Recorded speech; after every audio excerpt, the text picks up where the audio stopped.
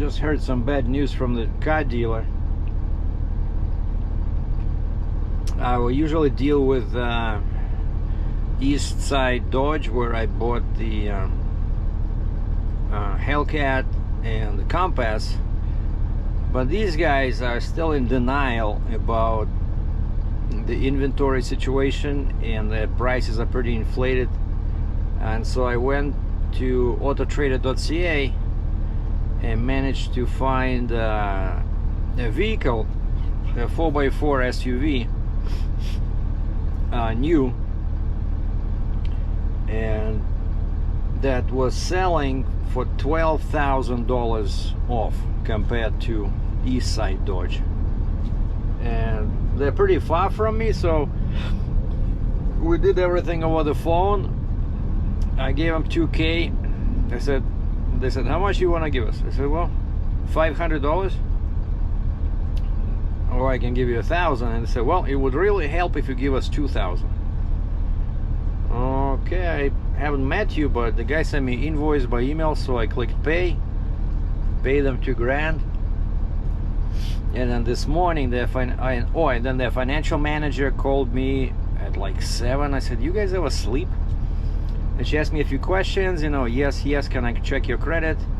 And then this morning she emailed me and said, we have the approval. Can you please call me to discuss details? And of course, what she wanted, I realized I waited till my lunch break because we're busy, right? And she was asking me if I want to, she says, the bank approved you for more than we actually counted on. So basically, my credit is not that bad. So they gave him more money. And so of course now these guys saying, she says, would you like to add some protection package, to cover the windshield, windows, leather and stuff like that, scratches. And I have this on my Jeep Compass. Actually, I use it a few times, but it's still pretty expensive vehicle, so I want to keep the monthly payments to a minimum. And I asked her, I said, what's the term? She told me the term. I said, how bad are the payments? And she says, bad? And I said, well, it's an expensive vehicle. I know the payments are going to be high, so can you tell me the amount? And she says, well, it's exactly what you agreed to. I'm like, I agreed to. I don't remember agreeing to anything, but I just and then right before we talked to the financial manager just now for the second time about the approval details, the sales guy texts me and says, congratulations, you have been approved. I said, yeah, I know, I knew this since 9 o'clock this morning. And he says, where shall we deliver the vehicle? I said, relax, nobody needs to deliver anything. So the next step is insurance. So they gave me the VIN number. That's all I need, right? The VIN and the color. And asked the financial lady, I said, can you confirm the color is the same color that we talked about before? And she says, actually, I'm not sure. I can look it up by the VIN number if you want. I said, no, forget it. And then I realized that, wait a second. So since we did it everything over the phone, I don't have a sales contract, right? So I just texted the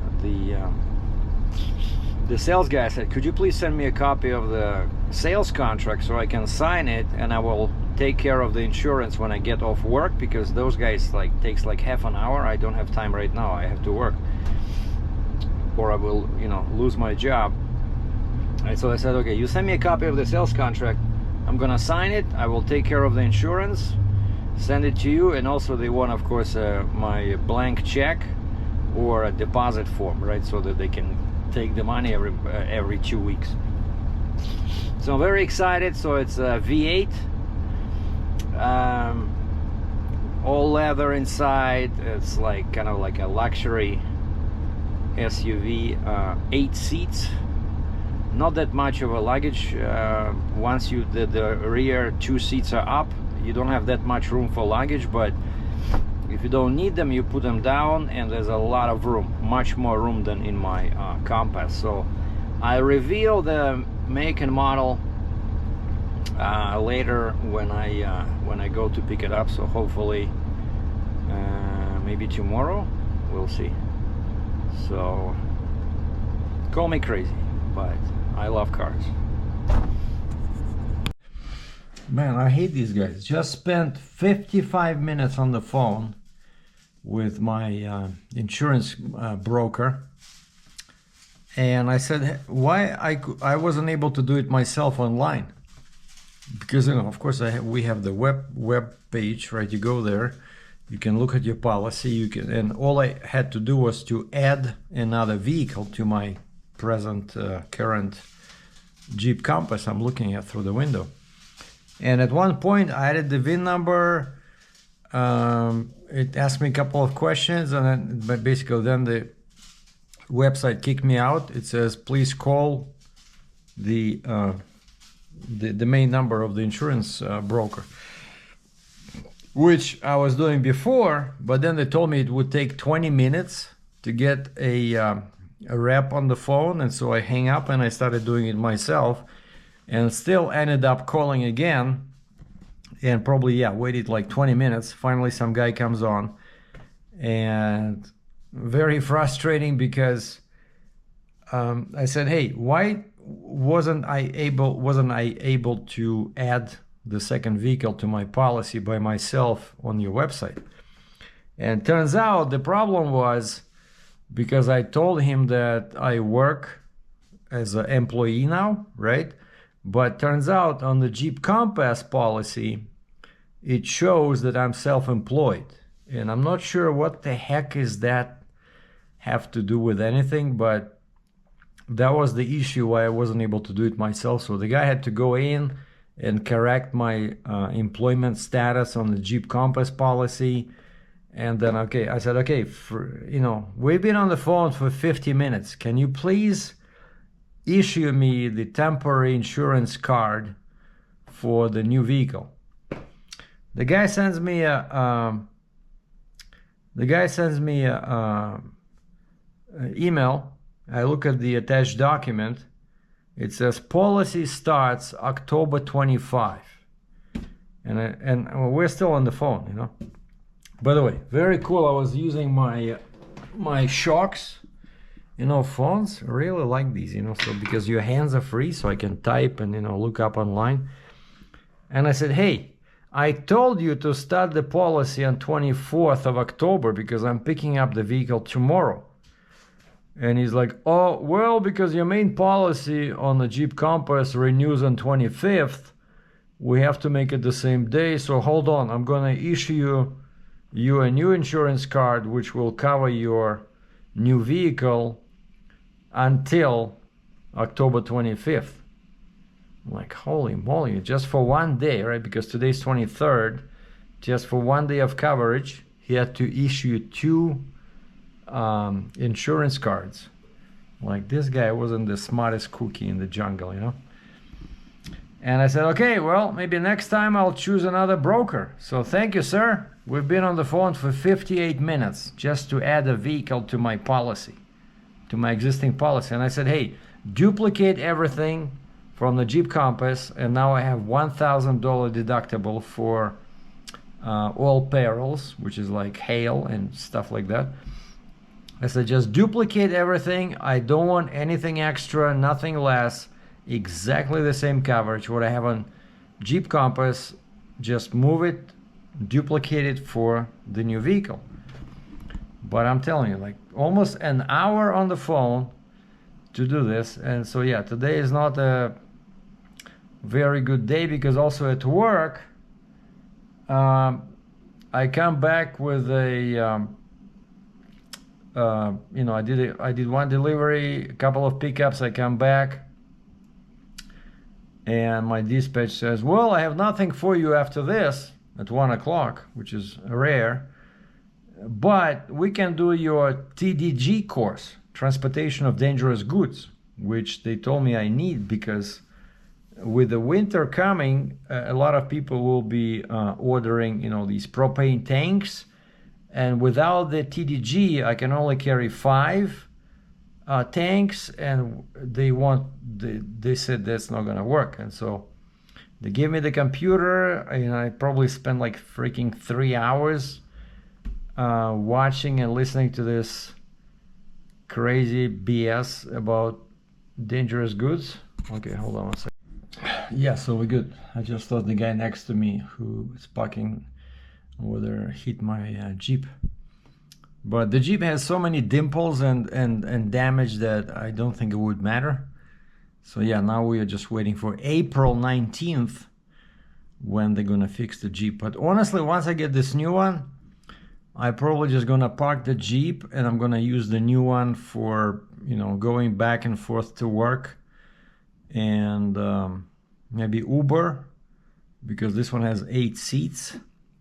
So I'm pretty sure it's gonna qualify for Uber XL, which pays double compared to Uber X.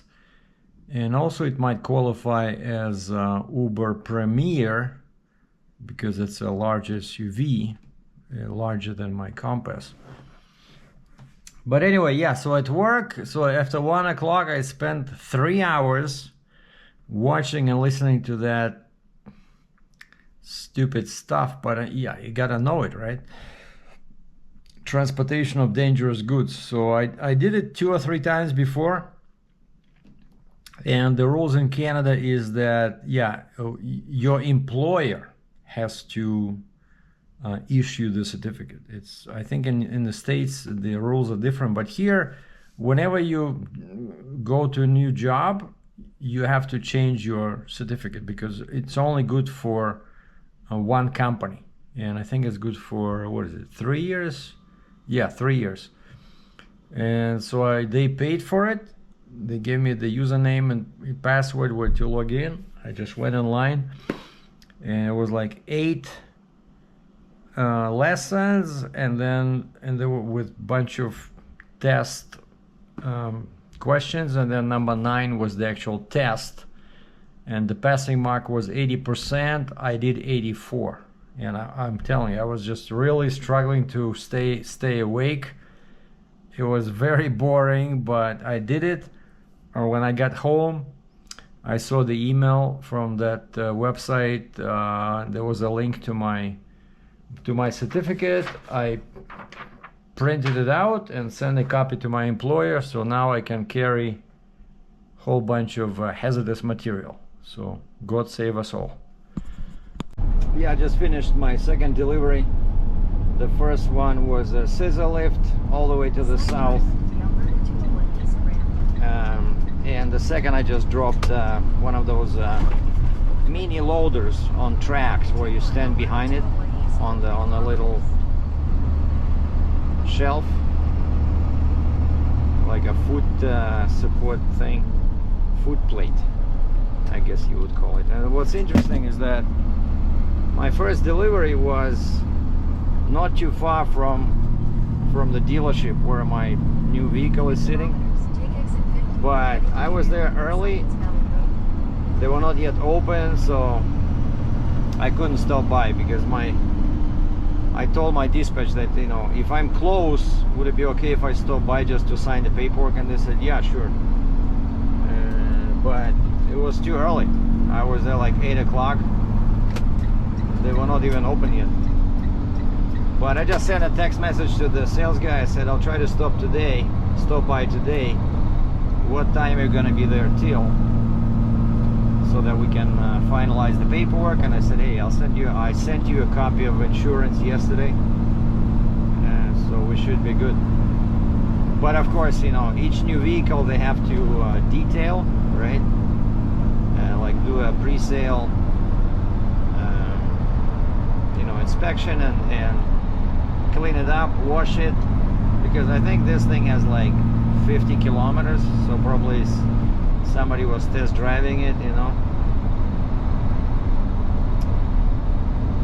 So yeah, very excited. It's a great vehicle. Hopefully I can make some money with it. And today is Thursday, +6 Celsius. Time now is just 9:30 a.m. and of course we are in Calgary. So I had my first order, so to speak, was 2 deliveries and 2 pickups. So I loaded that scissor lift and track loader at our yard, delivered them, and so now stop 3 is a pickup, picking up a mid-size scissor lift, and stop 4 will be a pickup but much bigger scissor lift. I don't like putting heavy machines on the very end of the bed, but you know, dispatch, they look at the map and they tell you which stop is which, because this place where the smaller machine is, it's closer to me, so it doesn't make sense to go first to pick up the big one and then come back, you know. So we should be okay. Even the big machine, it's only maybe, I don't know, 6,000 pounds, maybe 7, and the smaller one is about 4,500 pounds. So this truck can take, because it's a single axle in the back, it can only do about 13,000 pounds in payload.